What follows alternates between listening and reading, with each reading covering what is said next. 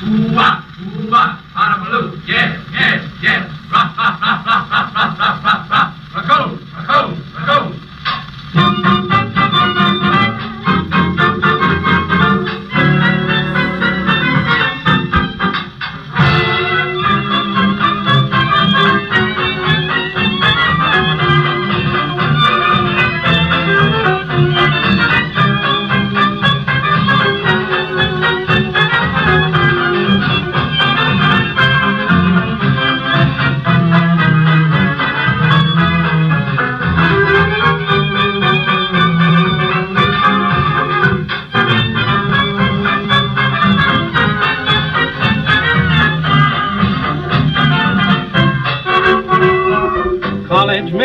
Knowledge men, do a dance called raccoon. Okay, you fans of American popular culture of the 20th century, I'm here in Pasadena, California, and where I'm gonna take you, you fans of chocolate and all chocolate confections, I'm gonna take you to the house where that wonderful, kind, creative woman, Mary Sees, the founder of Sees Chocolate, where she moved to in 1919 from Ontario, Canada. Now, thankfully, it's still extant, the house. It was a 1903 post-Victorian home. It's in perfect condition, and it's actually now, it's private offices, so there's no chance that it'll be raised. So, a little bit about Mary. She was born in Ontario, Canada, actually on Howe Island in the middle of the St. Lawrence River. And then she got married to this fellow named Alexander C.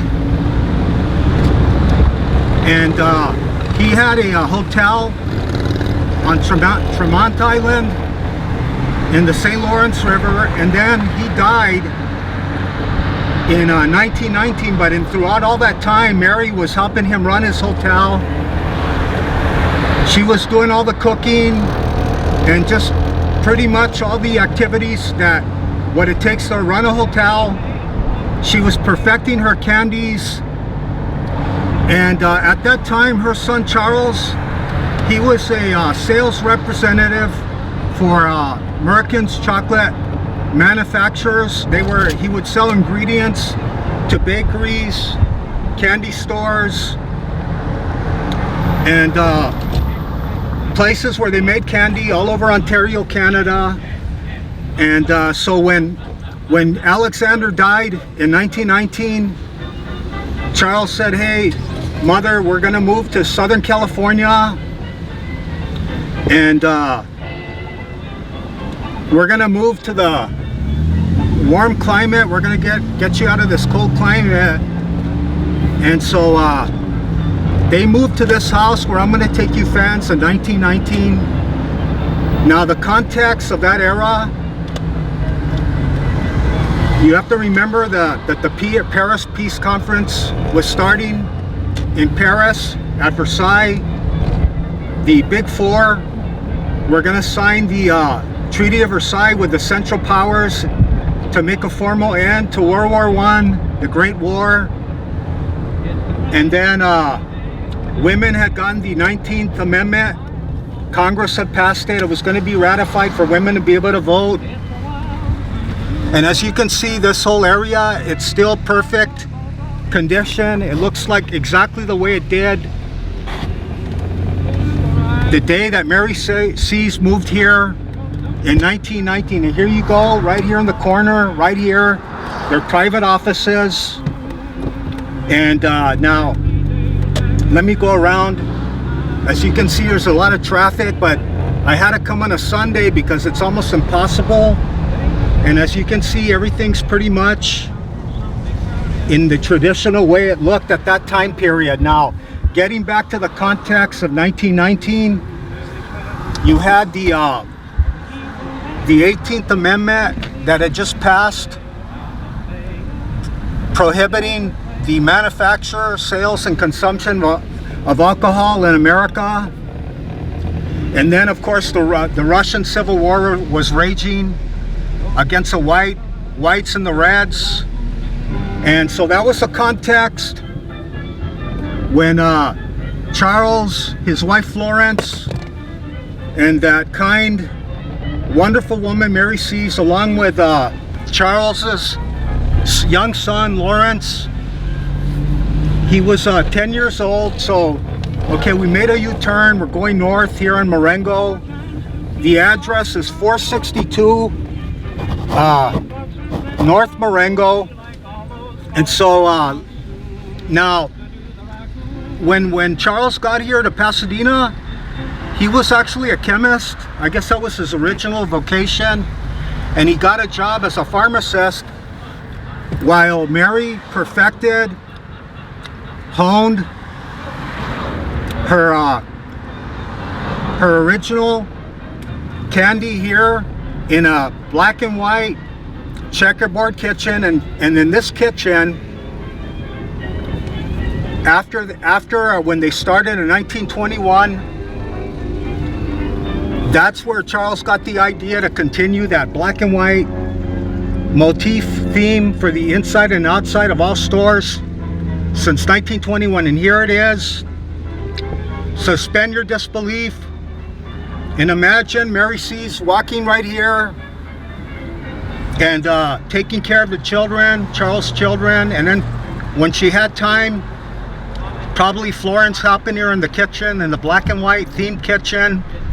Let's go around the corner here and look at that. Thanks for posterity. The house is still here, and it's on the corner of Marengo and this street right here.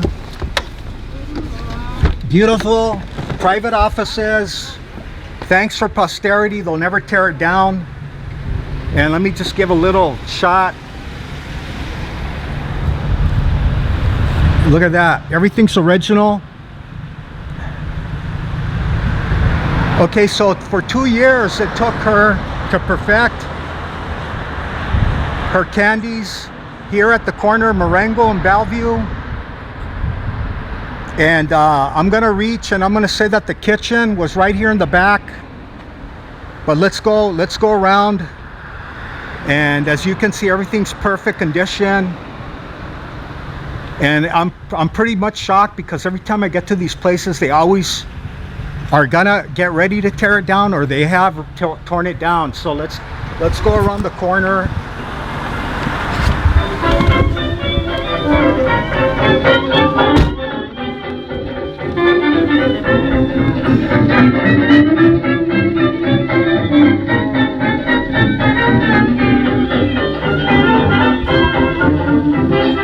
Every day its popularity grows.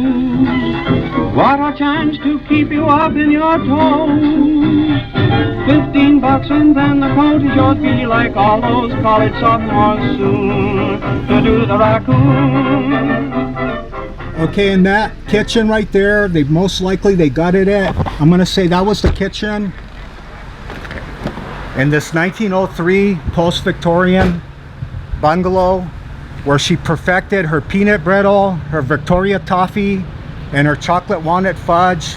And if you're a fan of those three candies, those were her original ingredients that have not been changed since the day that Mary C's, that wonderful, inventive, creative, kind woman.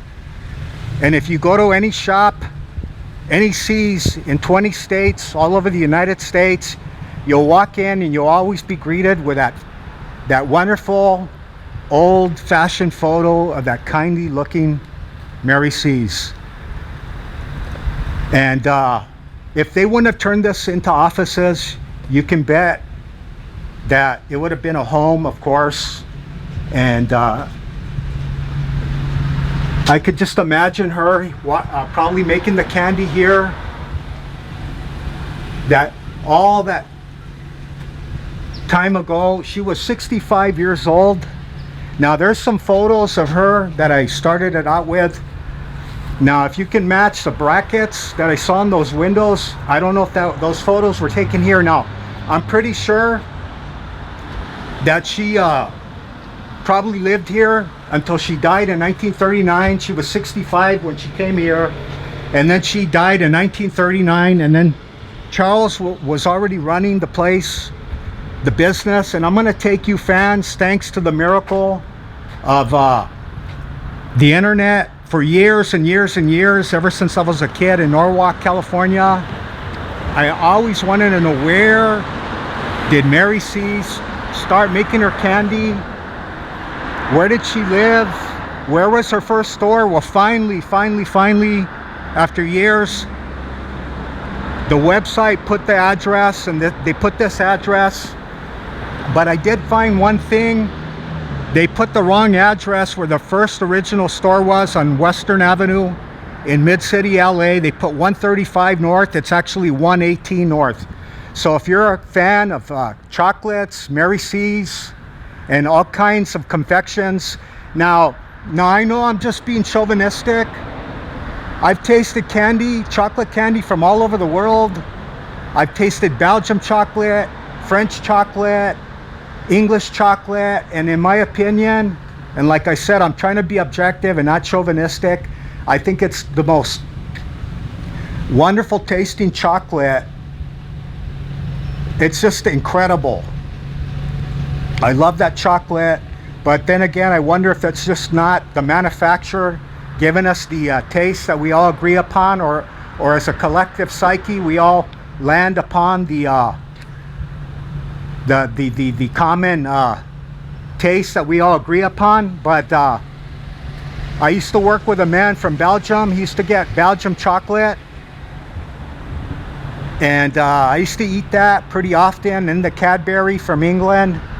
But this candy is fantastic. So here you go. Imagine Mary C's pulling up in a Model T, Charles. Then he had 2 other children after Lawrence. Lawrence ended up taking over the company in 1949 after his father Charles died. We might as well walk around because it's a Sunday, nobody's here, the offices are closed. 1903, frozen in time. And you'll get Pasadena, they'll tear down stuff, but it's when the property is practically crumbling and they eminent domain it. And I wonder where the kitchen was. It could have even been on this side. So I'm gonna take you fans to the first original ever store in America, if not the world, to the first original C's candy store. And Charles, he was, I don't know if he was the first candy shop owner who introduced the free sample, but ever since 1921, you can go to any store all over the world. Well, actually it's in 20 states, and then they're in Hong Kong, Mexico, South Korea, and Singapore. You can walk in and they'll always greet you with a free sample of chocolate. And so let's go, follow me, and I'm gonna take you to where, after 2 years perfecting her candy in this black and white tiled kitchen, where they set up in Mid-City, LA. Okay, I'm gonna give you guys a little shot coming around here, see what it looks like. In fact, on Euclid, a little bit east of us, is where I did a video about 2 years ago where Einstein lived in 1931. So okay, we're south of Colorado Boulevard, and this is a quiet Sunday morning. Otherwise it would have just been too loud. So quiet, sedate Pasadena. Suspend your disbelief and imagine Mary C's is pushing the pram of Charles' 2 younger children after Lawrence. Lawrence was already 10, like I said. And look at these bungalows. I lived here in Alhambra, a little bit south of Pasadena, for about 15 years. I never knew on Marengo. I mean, literally, I mean, I always, through that time, I always wondered where, you know, because I was a big fan of her chocolate, and I still am. And I go, where did she live? Where did she perfect her candy? Well, and look at this courtyard from the probably the teen era, the early 1920s. It's just amazing that nothing really changes here in Pasadena.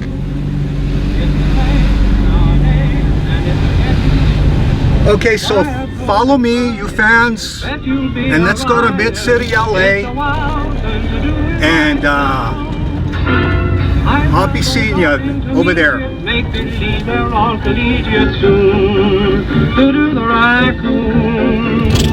Raccoon coats don't care who's wearing them. Ballroom boys will all be sharing them soon to do the raccoon. Every day you'll have your downs and your ups. Every day those raccoon coats will have pups. Date a girl, then start to hurry up right downtown to some big furrier soon to do the raccoon. Oh, they wear them down at Princeton and they share them up at Yale. Oh, they eat in them at Harvard and they sleep in... Okay, thank you for watching, and please subscribe. Delta Crater.